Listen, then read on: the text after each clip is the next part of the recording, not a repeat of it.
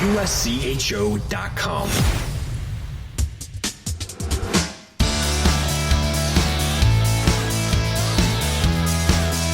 Welcome to USCHO Spotlight for Wednesday, November 16th, 2022. Each week we talk to a coach, player, administrator, or journalist about college hockey. This podcast is sponsored by DCU, Digital Federal Credit Union. What will DCU mean to you? Find out today by visiting dcu.org. Membership required. It's been fun early in this season to watch teams that have had some down years have some early success. One of those is Michigan State. And joining us now on USCHO Spotlight, the head coach of Michigan State, that's Adam Nightingale. And Adam, we were just talking up there, it's early, but what a nice start your Spartans have had to this season.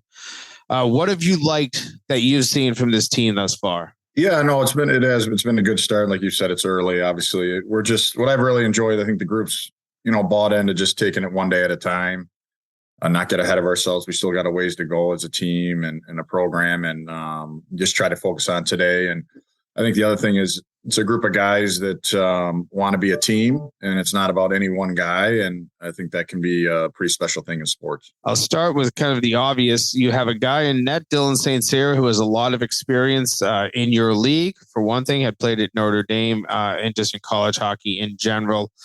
Transfer from Quinnipiac, like I mentioned at first, was at Notre Dame. But what does Dylan bring in terms of a presence on the ice? Yeah, I mean, he's first and foremost, the person, he's just a really good person, high character. What we really like is he's got a pedigree of being on winning teams and winning programs. You go back to his time in youth hockey in the Detroit area, to the national team, won a gold medal with them, to Notre Dame. It's got a great program. To Quinnipiac, it's a great program and great culture. So, we got a chance to add him, thought that was really important. We're trying to do. And then on top of it, he's very, like you said, he's got a legit resume as a college goalie. And I think it's a pretty cool story for him to be able to come back to Michigan State and kind of finish up his college career at a program that's got history of winning and having high-end goalies. I want to get into two words that you just put there together in your program and the history. A lot of great history at Michigan State, but when you go through a slump, there's been some tough years, lean years in recent years. How hard is it to reinstill some of those great historical moments into the culture that you have in today's current locker room to let these players know that you've had some of the greatest go through here? I think if Ron Mason was one of the greatest coaches of all time going through that program. How do you instill that into this locker room? Yeah, I think it's taking that approach of one day at a time, and it can also be a burden for the players too, right? The pressure of what it's been, and we talked to our guys about we had an alum actually reach out, Weldy Olson, and talk about make sure the guys know that, hey, this is their team too. It's not just the pressure of what was done in the past, and put your stamp on the program. And I think the guys have really bought into that, and they know the history and they know the tradition, and all we can control is our effort and our attitude every day, and be better today than we were yesterday. And so far, our guys have done that. I'm going to touch on a couple of forwards at this point. I look at some of the stats at this point in the season, and there's a lot of freshmen up at the top of this lineup. Daniel Russell, Carson Dorwart, both of them have come in, both in double digits in points already as a freshman. I know coaches typically can't count on freshmen. You know that you might have some talent, but it's different when they get in and have to start playing the game. But these are two guys that have come right out and impacted your offense. Yeah, no, they've been pretty consistent right from the start, and what I like about both of them, they're, they play both ends of the rink. It's not just all offense. They play winning hockey, and, they came in here, there was zero entitlement. They want to earn a spot, and, we got to keep that. That's really got to be a staple of our program, that you earn, you get, everything you get, you earn. And those guys have done a really nice job of that.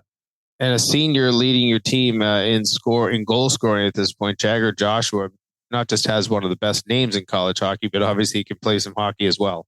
Yeah, no, he's had a good start. He's playing on the line with Dorwart and Russell, and they've had some chemistry. Jags is he's a power forward.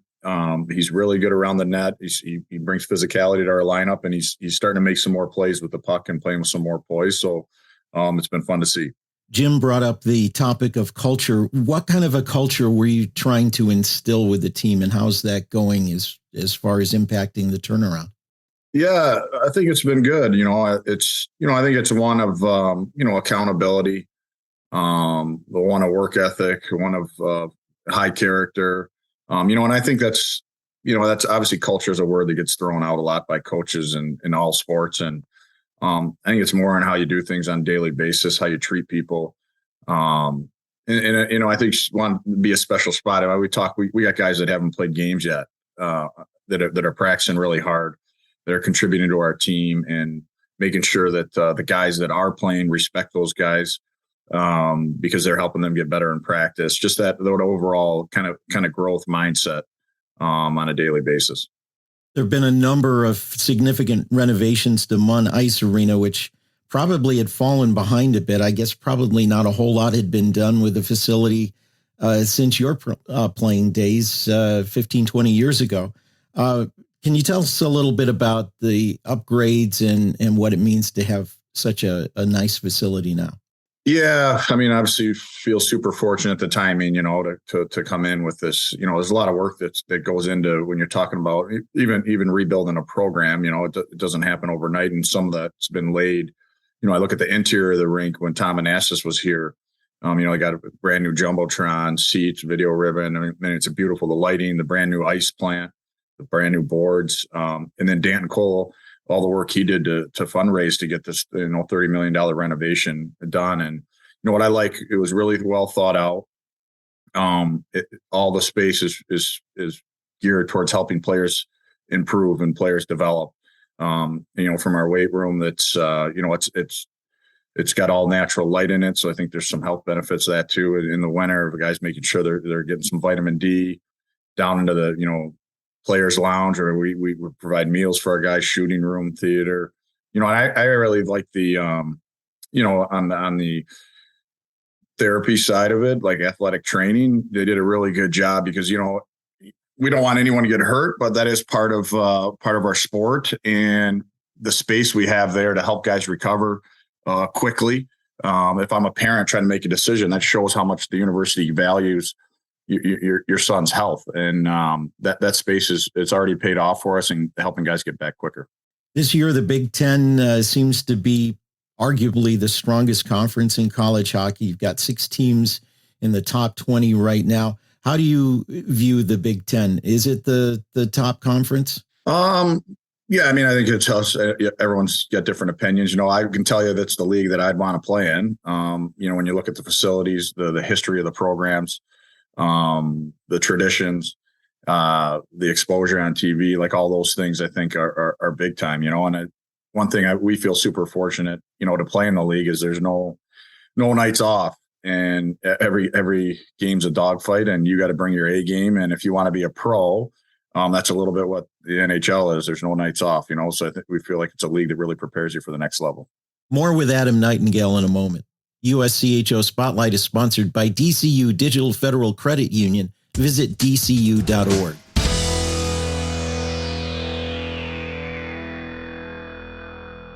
Know how people say life happens? Well, for me, life was happening, and I needed a new truck.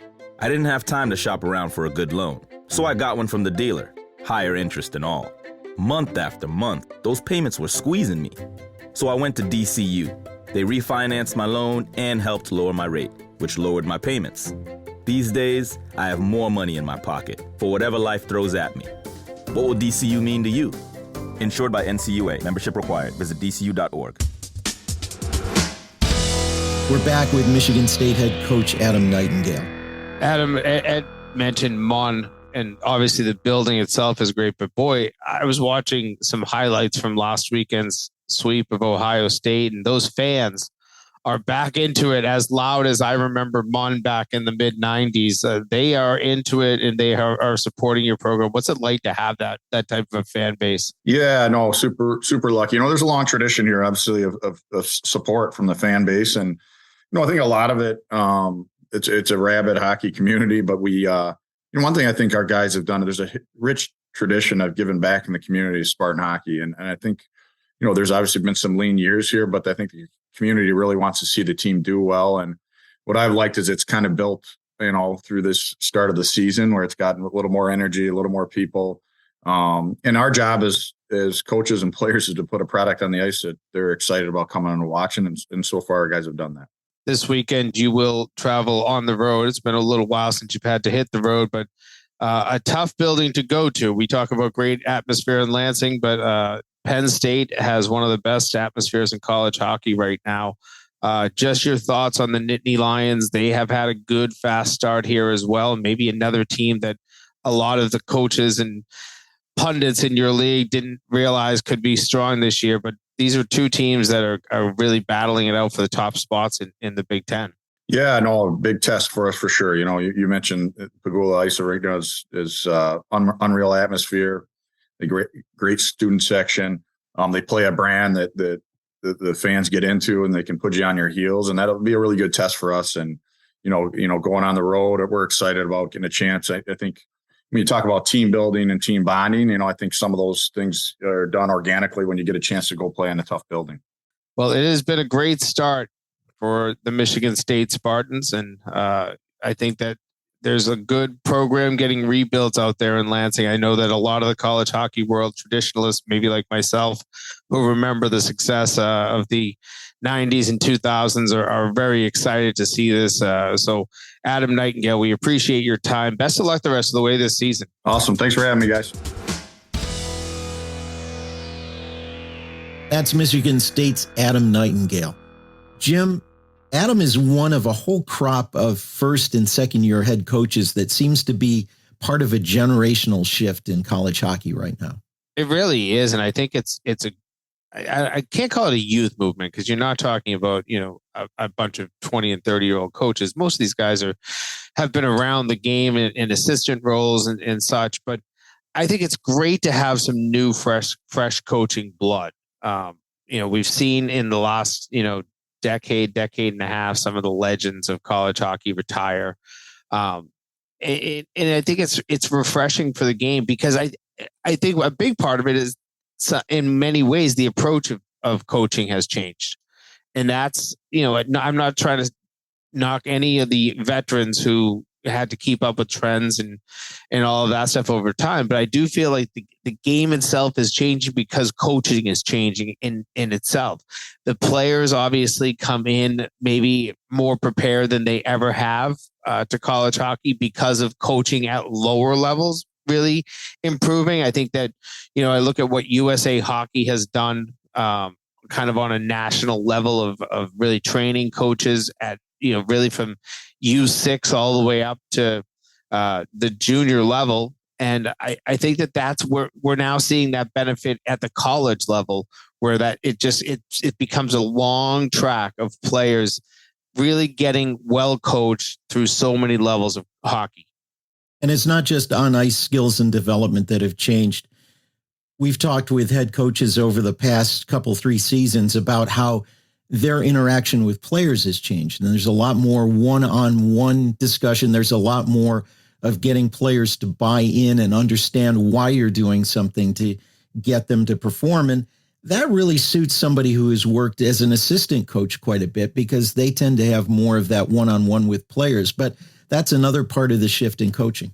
I think you're right. Technology has done wonderful things for the game because of the fact that you can now break down a game. When you think about, I can remember watching coaches in the mid 90s with their VCRs and 2 VCRs, trying to take one VCR where you have the tape of the game and get another one where you're just trying to clip things up. And at that point, the task to even just copy 5 minutes of tape to show to your team in general, took so much time that it wasn't worth ever trying to do something on an individual basis. So, now you're in a position where you can kind of, use the technology. I believe coaches tell me that, within an hour after the game, sometimes you can have certain clips in the inboxes of players so that they can start reviewing what they want to see from their night. And I think that that's really useful. And then as you take that to another level, and one-on-one meetings, and the ability to just have some video sessions with one player or small groups of players, 3, 4, 6 players, instead of every player having to be sitting in there, 34, 35 guys listening to things that don't matter too much to them. I think that the individualized attention, some people aren't big fans of the fact that this generation does seem to like a lot of individual attention. But I think when it comes to coaching, I think it's really helpful. Adam mentioned some of the benefits from the new facility at Munn, the training areas, the places to eat and to relax and to be part of one another on the team. But it really is the case that if a school isn't improving its facility and improving the amenities, even colleges at large, for that matter, that they risk falling behind. Oh, it's a big part. Facilities are, I think, in making decisions, players list facilities in the top 3. You want the weight room. You want the nice locker room. You want the ease of a facility on your campus. And you want modern. You don't want old and dirty. And I'm not being critical of Munn. I think that they always kept that place clean, and it felt like a nice facility. But I was out there, I guess it was probably about 6-7 years ago, and it felt old. And I remembered being there in the mid 90s for NCAA regionals in 94 and 96. And back then it was like you thought that was one of the greatest places you could go. And in 94 and 96, that was an old building then. So it needed a big facelift. And you heard, the discussion of what Tom Anastas and Danton Cole did prior to Adam Nightingale. And he's kind of just seen through the end of this renovation. But everything I have seen and people I have talked to around the Big Ten say that this is now an absolute first-class facility. And when you also think about the size, it's not one of those buildings with 12, 10,000, 14,000 seats. Munn is around 5,000 or 6,000. And I will tell you, when that place gets packed, it is loud. It is a really hard atmosphere for visiting teams to come into and play. And that's the other part of a building. When you bring in recruits and they see a game and an atmosphere like that, they say, that's the place I want to play. There's been sort of a change, sort of an overturning in teams in college hockey. We're seeing programs that maybe have had some lean years come back, or some that have never been prominent rise to the top. It's great to see Michigan State right now at 8-3-1 moving forward and maybe regaining some of the prominence that they had. You go back over the years. It's been 15 years since their national championship. Yeah, I think that's a really good sign for a program like Michigan State. There's other places I'd love to see this. I'd love to see it in Lake Superior, where that, I think of them in the late 80s, early 90s, and the dominance that program had. Maine through the same period, maybe lasting up into the early 2000s. And those buildings, when they had success and the ability to draw in big crowds and make those impossible places to play, I'd love to see every one of those programs find a way to get back up. I know that money is always the big object, and the ability for certain programs, especially Power 5 programs, to invest within their hockey teams as well as the rest of their athletic department is unmatched. You can't put the same amount if you're Merrimack as Boston College does. You can't put the same thing into Lake Superior that Wisconsin does. But if you can kind of get into being competitive and creating a place for players to come and enjoy and watch some of the success that programs can have. We've seen it in recent years when you think of Yale and Union and UMass, and I'm probably going to leave out a couple of national champions in there. Even Duluth, I don't think of these as massive high-end, high-budget programs, but you win national championships, and it's not always about spending the most money. Money helps. Money will do a lot, but sometimes it's also the program, the coaches, the players, and the community, the atmosphere you create that brings success as well. Yeah, well, the money is why the university development offices all around the country work so hard, beating the bushes and looking for those donors to help build something. But I want to end on this note talking about the Big Ten. A big matchup coming up this weekend as Michigan State travels to Penn State, two teams that were picked to be towards the bottom half of that league in the coaches poll. It's interesting to me to consider that when the Big Ten got started, it was rightfully criticized for being a little bit weak compared to some of the other conferences. Right now, numbers-wise anyway, they're the strongest conference in Division I this year. 6 teams in the poll. Just your thoughts on where the Big Ten has come over the last 5 years.